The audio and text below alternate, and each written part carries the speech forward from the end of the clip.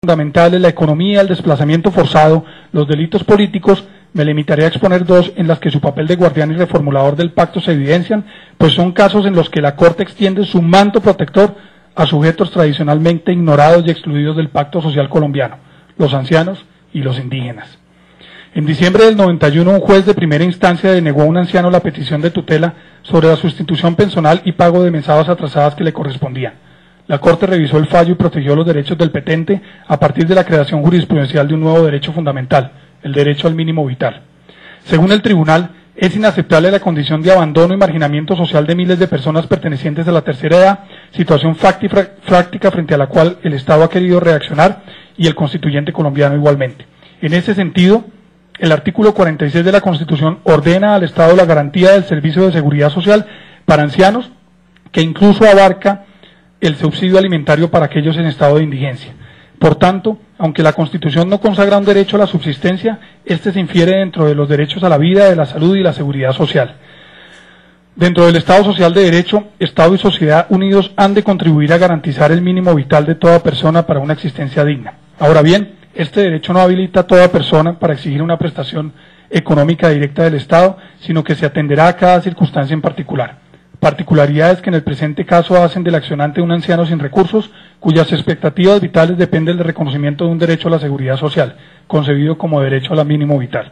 En consecuencia, la Corte decidió tutelar el derecho fundamental a la seguridad social y al pago de las mesadas pensionales atrasadas.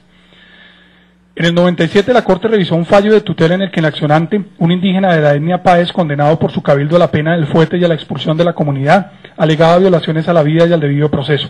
Al respecto, la Corte dijo que el reconocimiento constitucional de la diversidad étnica y cultural responde a una nueva visión del Estado, dentro de la cual la tolerancia y el respeto hacia lo diferente se erigen como valores imperantes. Pero al Estado le está vedado imponer una particular concepción del mundo, pues implicaría la violación de la diversidad étnica y cultural protegida en la Constitución. La misma Constitución instaura el funcionamiento de dos sistemas de justicia paralelos, el nacional y otro compuesto por las jurisdicciones especiales, entre ellas la indígena. Dado que el accionante es miembro de la etnia Páez, participante además de actividades de su comunidad y que los hechos imputados ocurrieron en territorio de la comunidad, la Corte sostuvo la pertinencia de la jurisdicción indígena sobre el caso. Quedan 5. Bueno. La comunidad castigó al sujeto con fuete y destierro de la misma. La Corte entendió que el castigo es la manera Páez de restaurar el equilibrio quebrantado, así como la forma de disuadir la ocurrencia de nuevas faltas.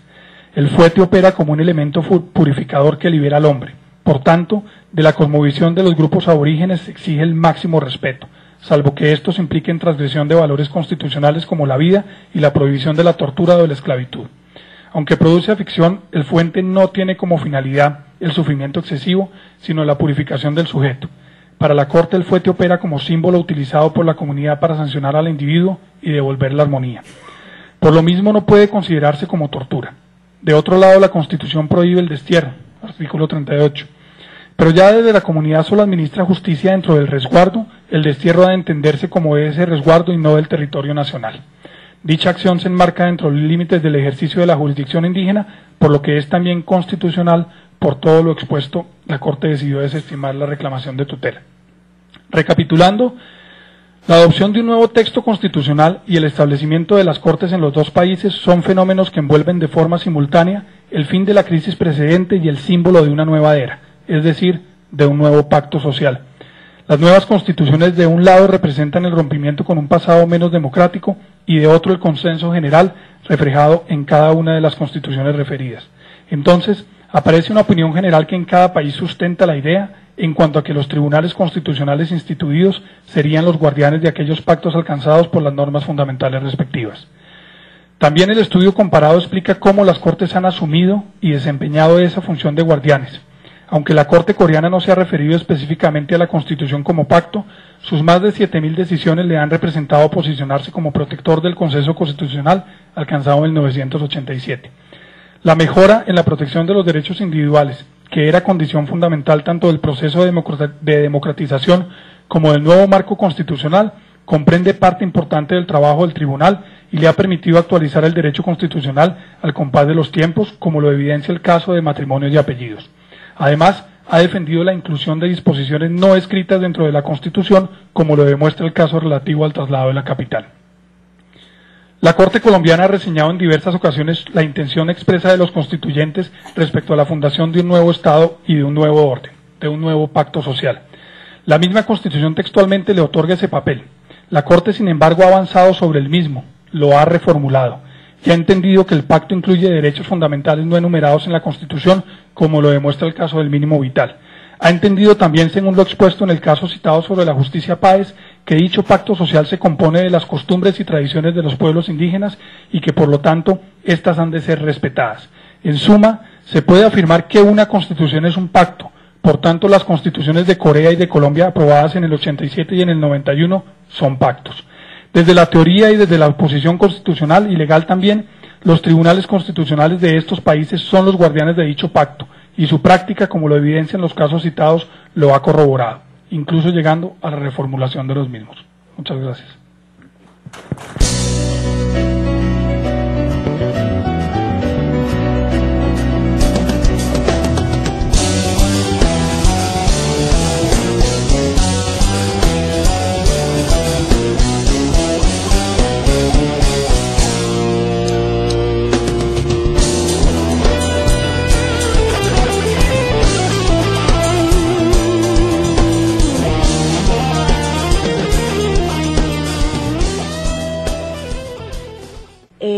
Mi nombre es Alejandra Chacón Morales, soy abogada y magíster en estudios internacionales y pertenezco al Centro Asia-Pacífico del Instituto de Estudios Internacionales de la Universidad de Chile. Hoy les voy a hablar sobre una investigación que realicé denominada Percepciones de la Política Exterior de Corea del Sur hacia América Latina, los casos de Brasil y México. Esta investigación fue financiada por un Small Research Grant que me otorgó el Centro Coreano de la UCLA en conjunto con la Academia de Estudios Coreanos, y que viene a ser una especie de continuación de otra investigación que realicé anteriormente, que veía los casos de Chile, Argentina y Brasil.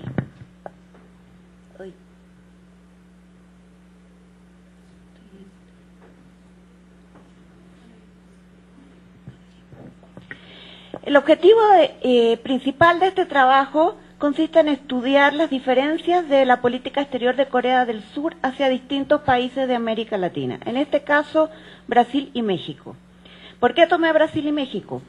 Porque son las dos potencias de América Latina y ninguno de los dos tiene un TLC con Corea.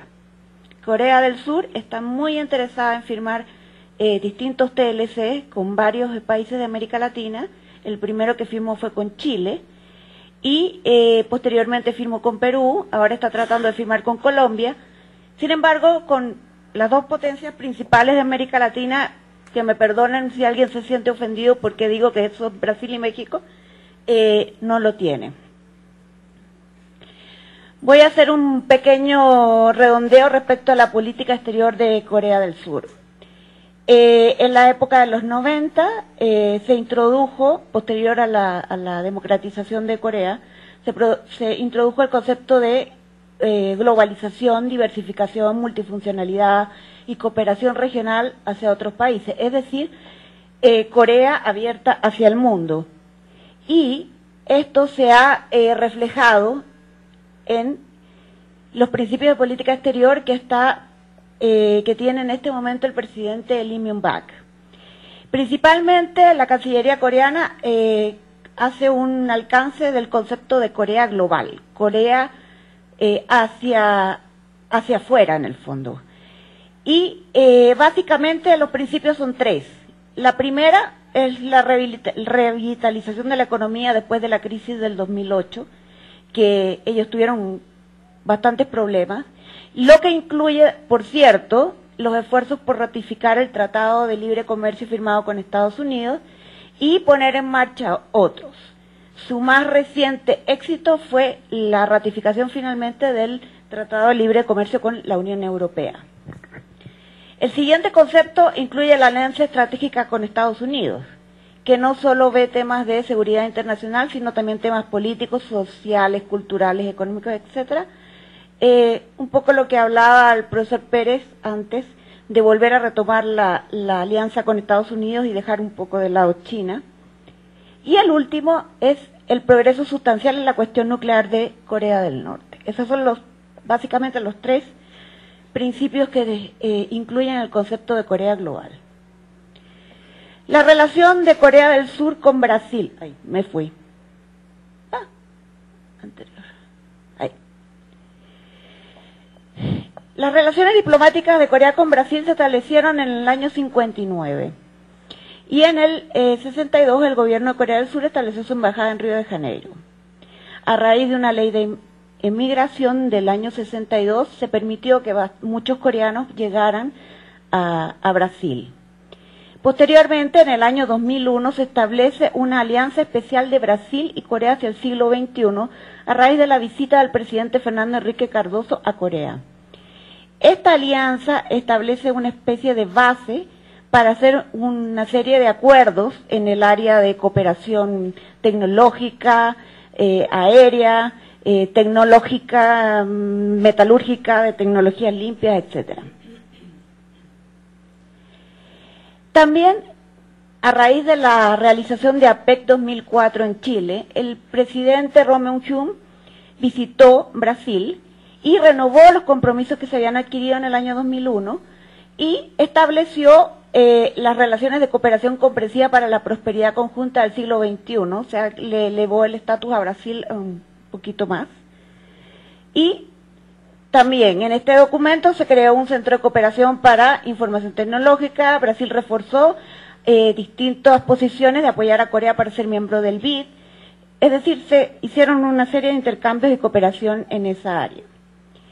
Y en el ámbito de intercambio económico bilateral acordaron alentar a compañías surcoreanas a participar en proyectos públicos y privados en Brasil, lo que incluye bastantes,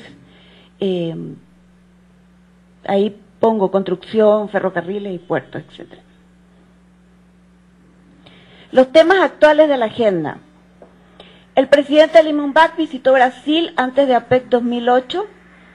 Ambos países se comprometieron a cooperar estrechamente para la creación de un nuevo orden financiero internacional, que era el problema que les preocupaba en ese momento a raíz de la crisis financiera. Y nuevamente se ve la intención de que empresas coreanas participen en distintas áreas de cooperación en Brasil. En este sentido hay que hacer el alcance de que el presidente Lee Myung-bak es un presidente muy proactivo. Tiene su política se llama la Summit Diplomacy, en el sentido de que él va y negocia las cosas. Yo quiero que mis empresas vengan, yo quiero que me ayude, yo quiero que no manda a terceros a negociar. Y eso le ha acarreado bastantes buenos resultados en algunos casos, pero no tan buenos en otros. Se conmemoraron los 50 años de relaciones diplomáticas entre Corea y Brasil en el 2009. Y por supuesto el tema latente de la negociación del Tratado de Libre Comercio, que en el caso de Brasil tendría que ser con el Mercosur completo. Ese es el principal obstáculo de por qué no hay un Tratado de Libre Comercio con Brasil y Corea. Aquí les puedo decir que los presidentes firmaron un memorándum de entendimiento para la cooperación de desarrollo de bioetanol. El presidente Lee Myung-bak está muy interesado en todo lo que es el tema energético y el tema de la energía verde. Y en ese sentido está haciendo muchos temas de cooperación con Brasil. El presidente Lula, por su parte, en 2010 asistió a la cumbre G20 y junto a la presidenta electa Dilma Rousseff, y en el fondo han tenido una serie de cooperaciones que se han mantenido en el tiempo. Es decir, a pesar de no tener un tratado de libre comercio, tienen unas relaciones bastante buenas y productivas, por decirlo de alguna manera. Aquí están los principales productos que se exportan en 2009 de Brasil a Corea y al revés, del lado coreano, automóviles, partes de televisión, diésel. Esto es interesante. En las áreas de importación y exportación, Brasil ocupa el primer lugar en las relaciones comerciales con Corea, en América Latina. Después